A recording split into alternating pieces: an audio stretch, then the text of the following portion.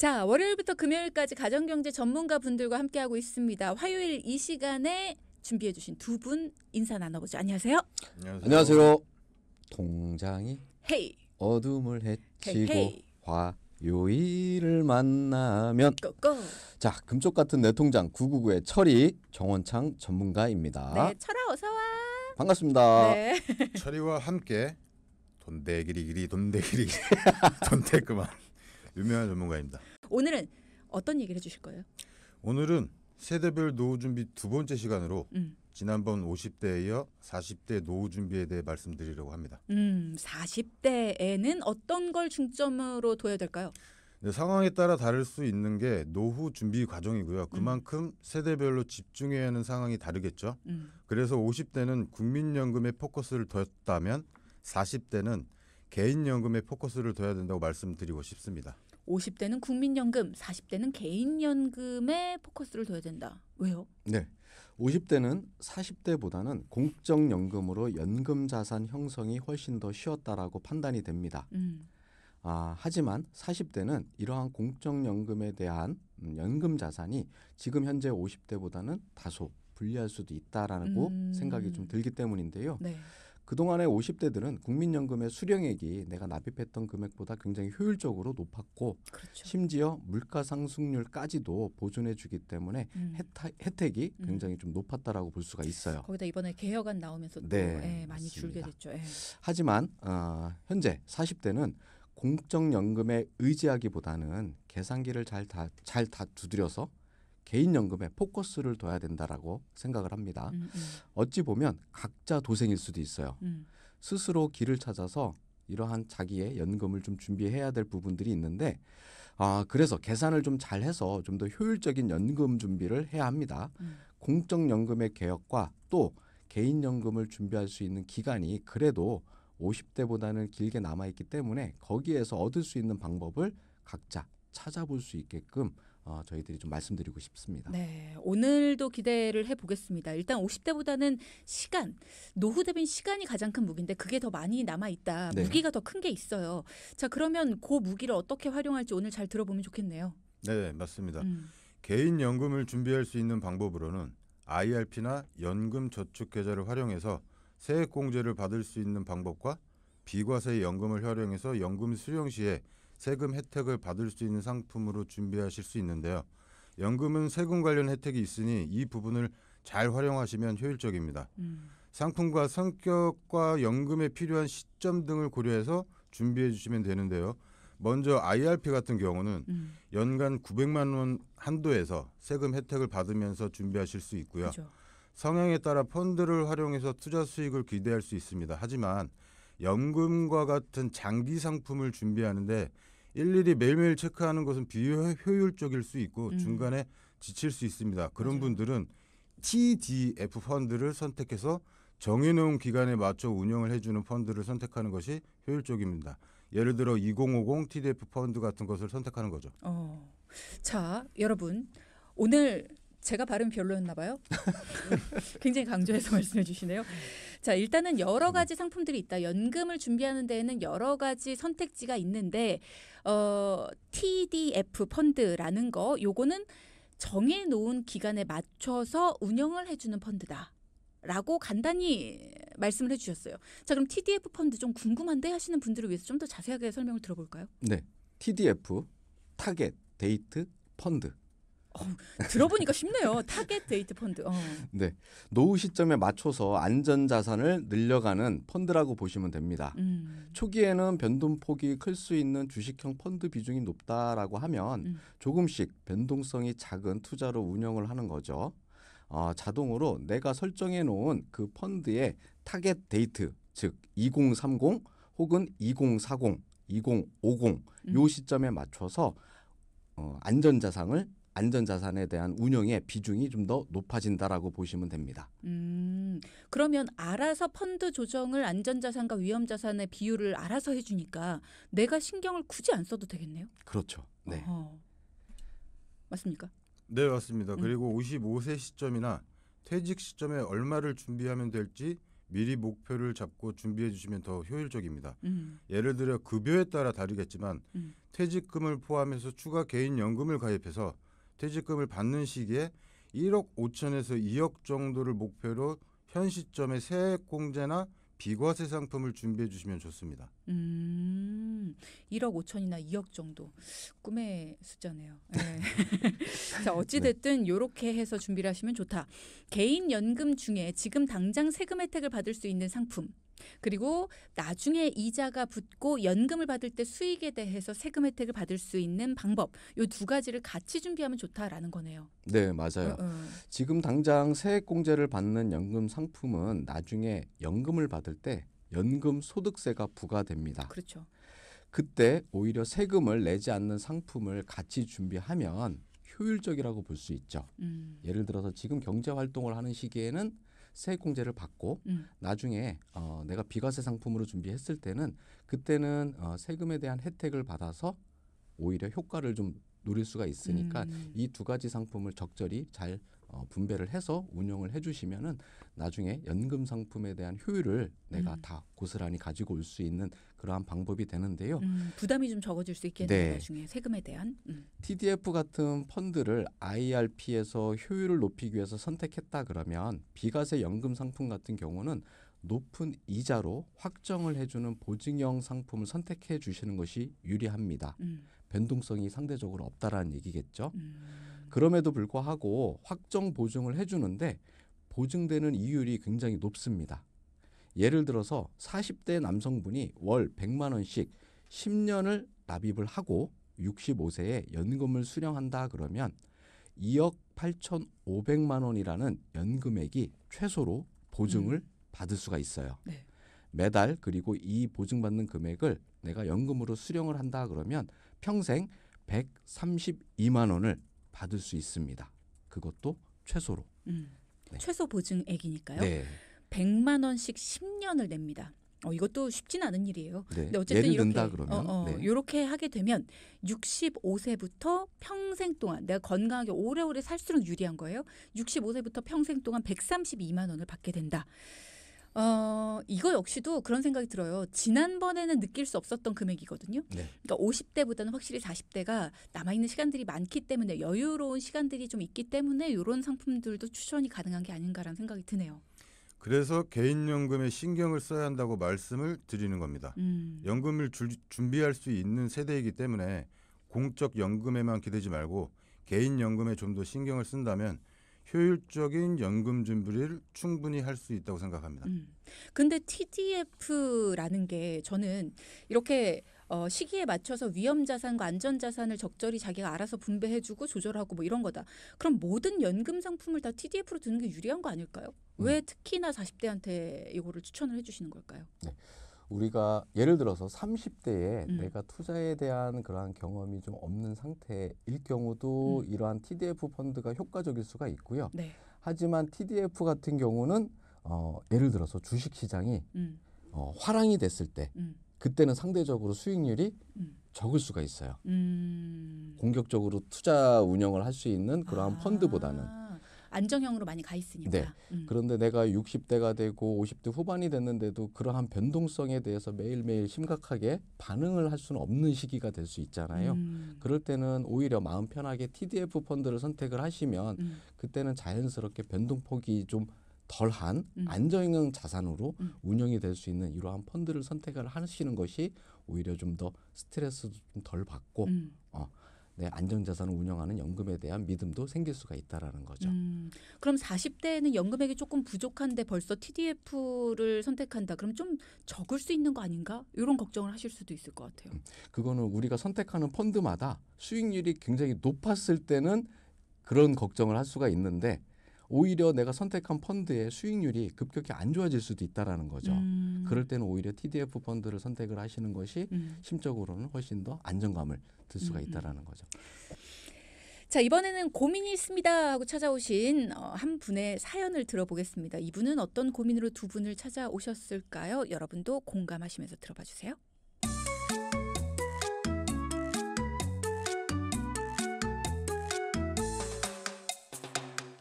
안녕하세요. 요즘 들어 노후가 부쩍 걱정인 40대 미혼 여성입니다. 비혼은 아니지만 아직 결혼을 못했어요. 사실 부모님 연금을 보고 두 분의 연금이 부러워서 제 상황이 걱정돼서 상담을 신청하게 되었습니다. 두 분의 연금은 지금 제 소득보다 높거든요. 그런데 제가 결혼을 안 한다면 저희 노후는 지금의 소득보다도 더 적은 수준일 것 같고 지금 부모님의 연금은 꿈도 못 꾸는 수준이니까 제 수준에서 최대한 효율을 높일 수 있는 방법을 찾아보려고 이렇게 용기 내어 사연을 보냅니다. 네, 오늘은 40대 여성분의 사연입니다. 우리가 그런 얘기 많이 하죠. 연금액은 사실 다른 사람하고 자꾸 비교를 하게 돼요. 내 연금이 어느 정도가 준비되어 있나 이거를 객관적으로 그냥 나만 딱 보고 판단을 해야 되는데 주관적으로. 근데 이게 주관적인 이런 판단이 안 되고 주변하고 자꾸 이렇게 비교를 막. 맞아요. 네. 근데 이분 같은 경우는 부모님의 연금하고 지금 비교를 하고 계세요. 연금 준비가 고민이다라고 상담 신청을 하셨네요. 네.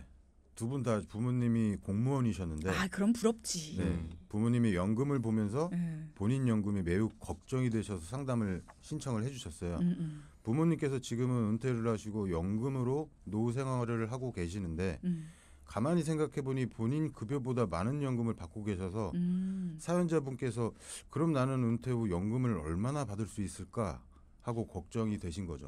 두 분 다 공무원이시라니 부러울 만합니다. 뭐 네. 정확한 금액을 알진 못하지만 부러우실 것 같아요. 네, 정확한 금액은 응. 부모님 두 분의 연금 수령액은 매달 420만 원이었고요. 부럽다. 네.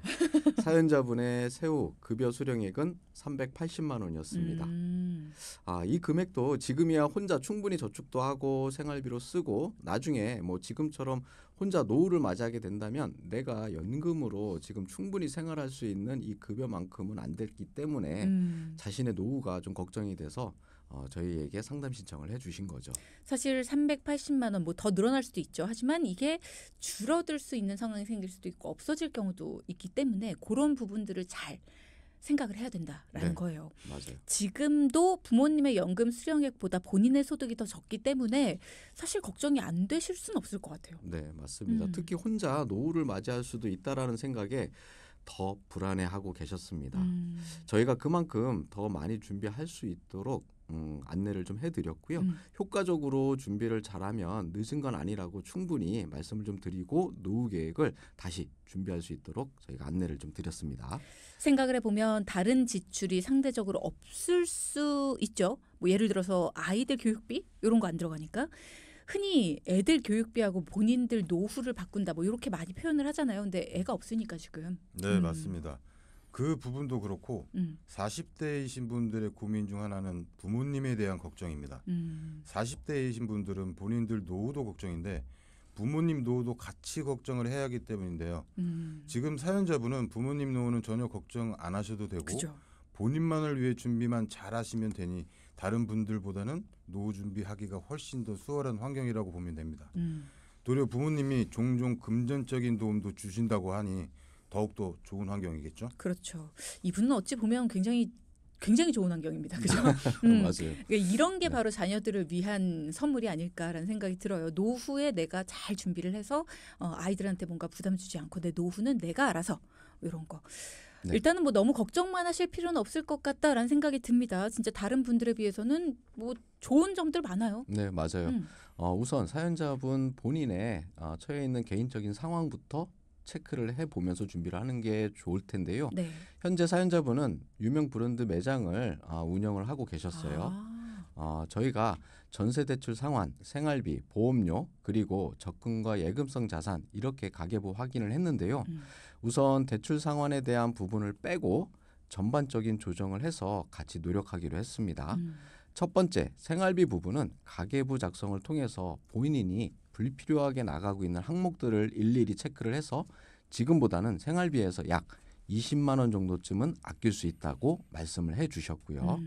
그 부분은 비상금 통장으로 꼭 남기겠다고 약속을 했습니다. 그리고 그 금액은 1년에 2번 정도쯤 IRP 계좌에 이체를 해서 세액공제와 본인의 노후자금 마련을 위해서 준비를 하기로 했습니다.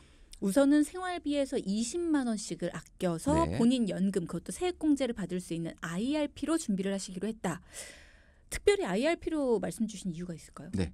이 부분은 세액공제를 받을 수 있는 그러한 혜택이 있고요.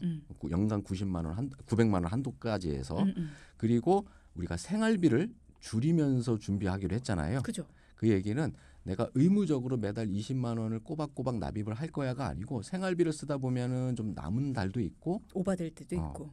그리고 부족한 달도 있고 할 수가 있잖아요. 이래서 우리가 아낀 돈을 갖고 매달 납입하는 그러한 의무적인 연금 상품이 아니고 네. IRP에 내가 세액공제도 좀 받을 수 있게끔 해서 1년에 2번 정도쯤 내가 모아둔 돈을 납입하기로 했다라는 거죠.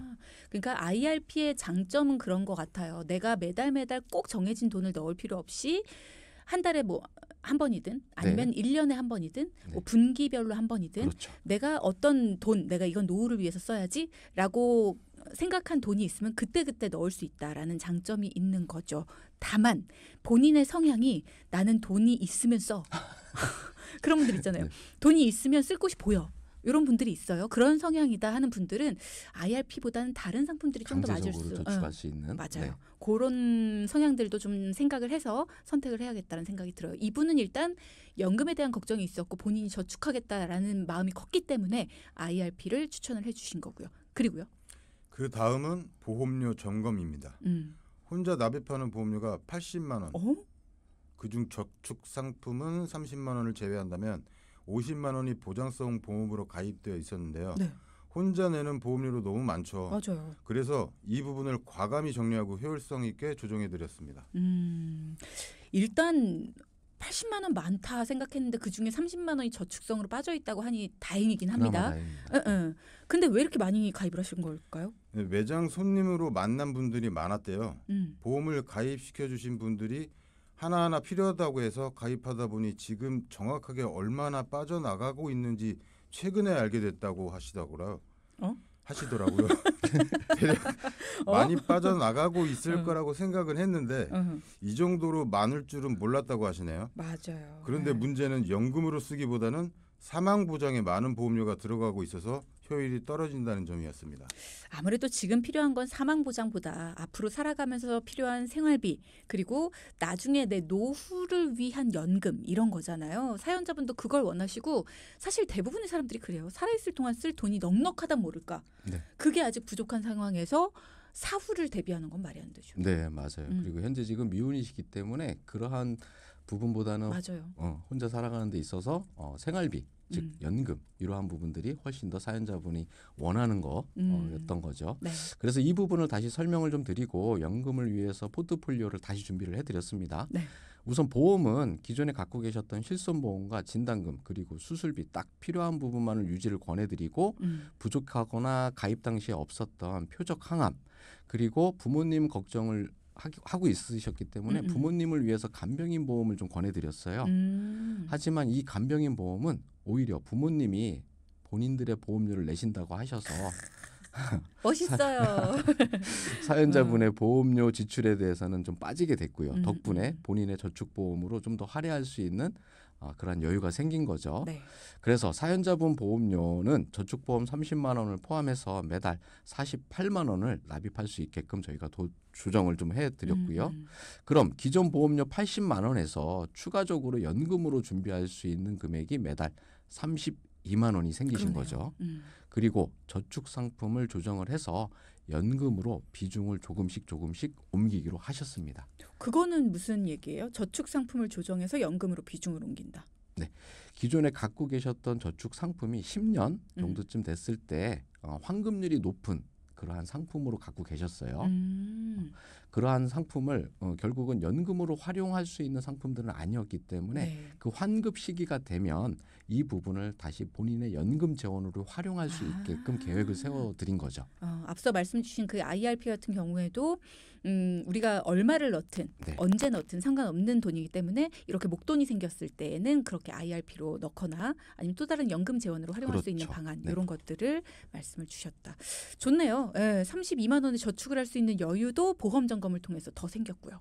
네, 그렇죠. 지금 생활비도 그렇고 어떻게든 아껴서 장기 저축을 준비하려 하면 끝까지 납입하기가 버거울 수 있습니다. 그래서 장기 지출이 있었던 보험료를 점검해서 추가적인 연금 준비 자금을 마련한다면 어차피 본인도 장기적으로 납입하는 데는 크게 부담스럽지 않았던 금액이니까 충분히 장기 저축 금액을 납입할 수 있겠죠. 그렇죠. 네. 이렇게 해서 개인 퇴직연금으로 세액공제를 받을 수 있게끔 1년에 2번 납입을 하고 비과세 연금, 보증형으로 준비를 좀 도와드렸어요. 나중에 본인이 속해 있는 회사에 대한 퇴직금도 역시 개인 퇴직연금인 IRP를 활용해서 퇴직금 역시 연금으로 쓸 수 있다라고 말씀을 좀 드렸고요. 본인 보험료에서 줄인 32만 원과 저축으로 빼놓았던 금액 약 20만 원을 활용을 해서 50만 원의 비과세 연금 상품을 준비를 해드렸습니다. 보증형 비과세 연금 상품의 특성상 나중에 연금을 받을 시기에 정확한 연금액을 알 수 있었기 때문에 이분 같은 경우는 50만 원씩 10년을 납입했을 때 65세에 연금을 개시하게 되면 매달 58만 원을 평생 받을 수 있는 연금으로 만들어 드렸습니다. 만약 지금 나이를 고려해서 나중에 연금 수령 시기가 70세일 수도 있으니 그때 연금을 신청한다면 매년 907만 원, 매달 75만 원의 연금을 수령하실 수 있습니다. 65세에 연금을 개시하면 매달 58만 원이었는데 75만 원으로 5년 늦게 받는데 차이가 굉장히 커요. 네, 상품의 특성상 보증을 해주는 금액 또한 크지만 연금을 늦췄을 때 계단식으로 연금 지급률이 올라가는 특성이 있습니다. 야, 이거 알아야 되는데. 64세나 69세 연금을 시작하는 것보다는 기다렸다가 65세나 70세 되는 시점에 연금을 시작하는 것이 좀 더 유리할 수 있겠죠. 자, 그럼 오늘의 포인트 짚어보겠습니다. 첫째, 40대 노후 준비, 개인연금을 적극 활용하자. 둘째, 부담스러울 수 있는 노후 준비, 보험 점검을 통해 자금 마련하는 방법을 찾아보자. 방송 중에 상담해드리는 내용은요, 청취자 여러분의 올바른 투자 판단을 위해 참고로 드리는 말씀입니다. 금융상품 가입이나 해지 같은 판단은 스스로의 책임으로 결정하셔야 한다는 점 꼭 기억하시기 바랍니다.